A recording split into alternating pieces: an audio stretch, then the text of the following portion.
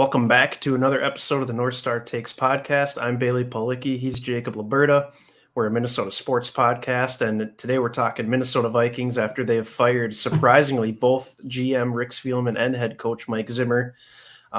There's been speculation going on for a while now that Mike Zimmer would get fired, but the Spielman one comes as a surprise, especially since there were reports out that he maybe be getting reassigned to a new role in the organization or potentially even just staying as the general manager. So kind of a bold move here for the Wolves to completely clean house, but I guess what are your initial reactions to having both these guys gone? Yeah, I feel like the writing has been on the wall for Zimmer for a long time now, so that's not really shocking. I think this was just a matter of waiting until the end of the season. But this Rick firing, I think that really surprised me. I thought he'd get reassigned in the organization. I didn't think he'd remain in his current role, but Yeah, for him to just be a clean cut removal, that kind of blew me away a little bit, I guess. But at the same time, it logically makes sense because it's like you don't want to have his impression too much in the front office going forward because you kind of want to reset, you kind of want to change. So that wouldn't really make sense, I guess, when you look at it that way. But I think this is obviously it's a tough day to part ways with these guys because, like, for the most part, it's been pretty solid for as long as they've been here. I mean, Rick, it's been a decade and a half basically since the Wolves took over in Minnesota with buying the team, and then Zim these last 8 years. So it's hard to let go of good, but you want to be great. So I think this is the necessary move to make, and I'm really excited about it and what this offseason or what's coming up for this team. Absolutely. I'm excited too. It's a fresh start. It's what we've really been looking forward to since at least the midway part of this season. I was pretty done with this team after that horrific win over the Lions early in the season. But Yeah. I've been ready to move on from Zimmer. I've always been on the fence with Spielman just because starting over at GM is always a little sketchy. But I don't know. Like, we've seen the Wolves do it. We've seen the Wild do it as of late. I think it's more doable than, fans obviously have this fear that, you could turn into the Jets or you could be a dumpster fire. And I don't know. I think the Wolves are pretty level headed. I think they got guys in the organization like Rob Brzezinski who can really point them in the right direction as well. So I'm not too worried. And I'd really like to have just a new GM come in, pick his own head coach, and just be able to have full trust in those guys, at least for the next few years, to turn this thing back around and get us into. And what I love today is the Wolves came out and had a press conference, or at least Mark Wilf did. And he basically said, now it's just all about competing for championships. He said they've gotten to the point where they're in contention, but that's just not good enough anymore. And that's kind of what you and I have been saying this whole time, whether we're talking about Zimmer or we're talking about Kirk Cousins. Good just isn't good enough anymore. And it's time to take that next leap and launch yourself into championship contender status. So I admire that the Wolves are doing this. And yeah, I mean, obviously the GM might get named within the next week or so here. I mean, who knows how long that'll take. Head coach, depending on who it is, if they're still alive in the playoffs or not. Maybe some of these coaching candidates get eliminated this upcoming weekend in the wild card round and you're able to hire them right away. It'll be interesting to see how it plays out. But yeah, for once, we're going to have a very exciting offseason just because there's going to be so many moving parts.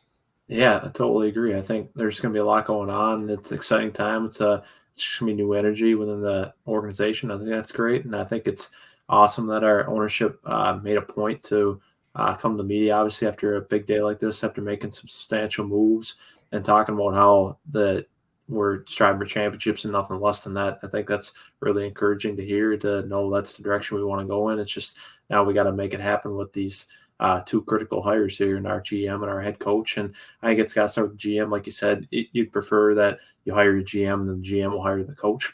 But I guess we'll see how it plays out. And hopefully they already have somebody in mind, because I know it's kind of an murky area going behind like Rick's back and looking for his replacement. But at the same time, it's like, I don't think you'd have a clean cut from Rick without having some sort of plan in place of what you want to do, because otherwise it's like, man, we fire Rick and it's like, oh, what's next? What's our next move? That's easy. So I think there's probably something in place already. And I know I want them to do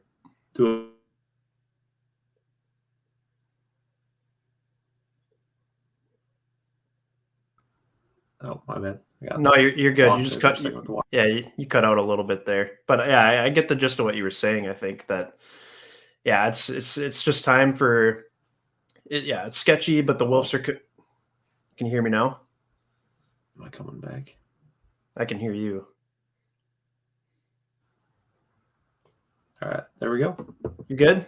Yeah, there we go. Sorry. Perfect. Yeah, as I was saying, Wi-Fi's cutting out there a little bit. Having some Yeah, issues today. no worries, no But, worries.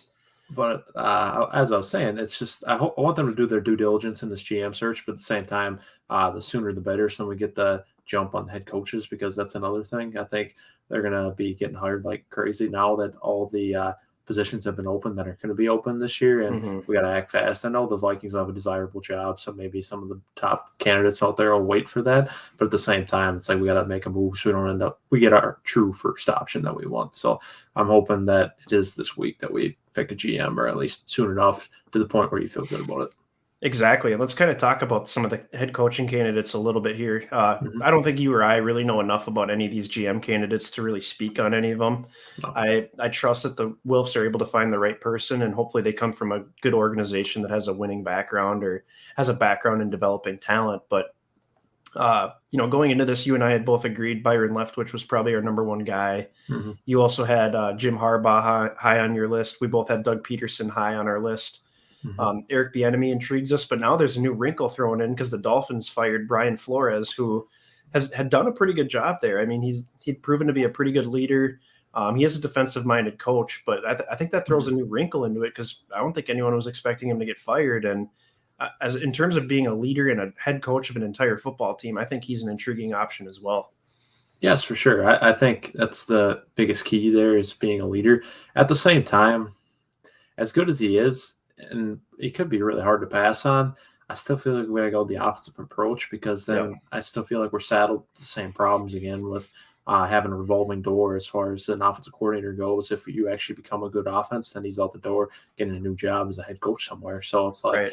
I don't really want that instability again. We've already had our last two head coaches have been former defensive coordinators, so I'm ready for something different. But again, I think Flores could be a lot of fun. He could be a great leader. I mean, it's worth entertaining, probably interviewing him, see what he has to say. But at the same time, we don't know a lot of details of the falling out in Miami either, like what True. really happened there. And it kind of scares me that Tua hasn't exactly developed as well as anybody probably would have hoped in these first couple seasons. So that's Yep. another worry of mine. If you wanted to actually draft a quarterback, bring him in and develop him, like would he be able to put the infrastructure in place to do that? I don't know. So it's worth considering, but not necessarily high on my list. Yeah, that's a good point. And I think Byron Leftwich is still high, the highest on my list. Mm-hmm. There's a GM candidate I've heard people talking about that is from the Buccaneers organization. He's like the right-hand man to their GM. Licked, yeah. Yeah, so that'd be intriguing too to maybe bring a guy like that in. Maybe he brings Leftwich with him. I mean, maybe you don't want to go like full on with the Tampa Bay organization, but at the same time, it is intriguing just given how well-rounded that roster is and how good the offense is on that team. Even having Tom Brady, I think it's still intriguing. But let's kind of talk about our quarterback here. We got Kirk Cousins. He's the last of the remaining of the big three, if you want to call it that. You'd have to think here that the writing's kind of on the wall that he probably won't be back next season if we're going to have a new GM and new head coach.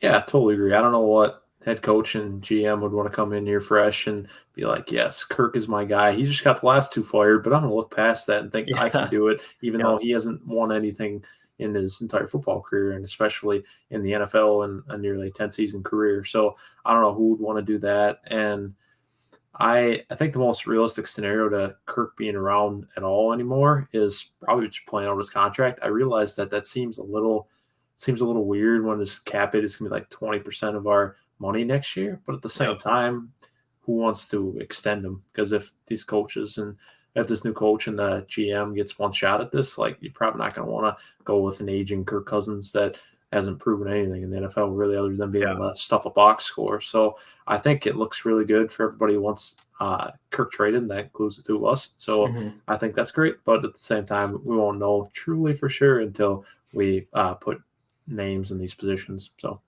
yeah, absolutely. And there's a small chance a team could come in and decide, hey, we want to watch Kirk for a year and see what we have and see if we can coach him up. But at the same time, he's going to be 34 years old. I don't think he's really going to get any better than what he is right now. And I still think there's teams out there like the Browns, maybe the Steelers, maybe the Broncos that would be interested in him because they're on the verge of being, a true contender, but they just need to upgrade at the quarterback position. And we know that Kirk's not going to get you over the top, but other teams may think that, oh, we can fix him, or we have better infrastructure in place. We have a better offensive line. stuff like that. So Mm-hmm. I still think it's doable to trade Kirk Cousins. You probably won't get the Stafford return, but I mean, hopefully you can get a first or a second. And maybe you have to take some or pay for some of Kirk's salary as well, but just to free up any cap space you can, I think is going to be massive. And I think that's probably going to be the first order of business for the new regime, is just freeing up cap space and being able to rework this roster a little bit. I totally agree, and put their own stamp on it. I think there's a lot of work to do with the defense, but I think on offense, they're the biggest question, like we just got done talking about, is Kirk and who you really want to replace him with, whether it be a seasoned veteran who's proven he can do it in this league, like a Russell Wilson or something via a trade, or maybe you feel like you can get a bridge quarterback for a year by signing a cheap guy like, let's say, Teddy Bridgewater or the Ryan Fitzpatricks of the world, or maybe you feel like there's a guy in this draft that you really want to go all in on and start your build with this team around. So I think there's a lot of different ways that could go, and otherwise the rest of the offense feels like it's coming together for the future, not just like next year or something. So I think that's worth pointing out, and that's something to get excited about if you're a potential candidate that could land this job. I think that's worth getting excited about. And truthfully, I think another thing I thought of today and reflecting upon these Zimmer years is that we got to go all in on this offensive approach with the new coach, because you got to play the coach's strengths, really, in my opinion, because I think that was the inevitable downfall of Zimmer, is really the first 4 years when we invested in his defense quite a bit. Like, it was good, and we were one of the best teams in the NFC over that stretch there from 2015 to 2017, after he had his first year here in 2014. And then once we brought in Kirk, then everything kind of went downhill because we had to change the game plan as far as how we built the roster, and it just didn't work. So I think coming back this time around with a new head coach, if they're an offensive coach, I think we got to just load the offense, and the defense, you just hope is serviceable. Like, nothing doesn't have to be flashy, but just gets the job done and isn't a liability. Exactly. And, you can keep developing that defense through the draft because, like you said, the offense has a lot of key pieces already in place. I mean, obviously, you'll want to keep supplementing the offense through the draft too, but it's a good starting point. And if, like you said, if you can hit on this quarterback in the draft, or if you get a bridge guy for a year and try and draft in next year's class, either way, and this offense is set up for the next several years. So it's a perfect opportunity to not necessarily rebuild, but kind of reset. And the quarterback you pick could be a bust, but at the same time, they could turn out to be really good because you're putting them in a good situation. And you have a good coach that's coaching them up and has a good relationship with them. All that stuff matters. That's something Mike Zimmer never did as a head coach. We saw it with Kellen Mond this year, just zero attempt to develop him, zero attempt to connect with him. And Zimmer wouldn't even connect with Kirk Cousins. So there's a lot to play out here, I guess. But what are your final thoughts before we take off here on just the day in general? Yeah, I think this is a new outlook on the Vikings now. I think it was just getting stale for a while there, and I think this day has been a long time coming. Everybody's been waiting for it, but now that it's here, you have a lot to look forward to, a lot to be decided, a lot to hash out. You have no idea what this team is going to look like even a few months from now. So I can't wait. Yeah, and I'm with you. I think it's sad to see two great guys lose their jobs. I mean, they were great for this organization for a long time, but at the same time, it's a very exciting day as a Vikings fan.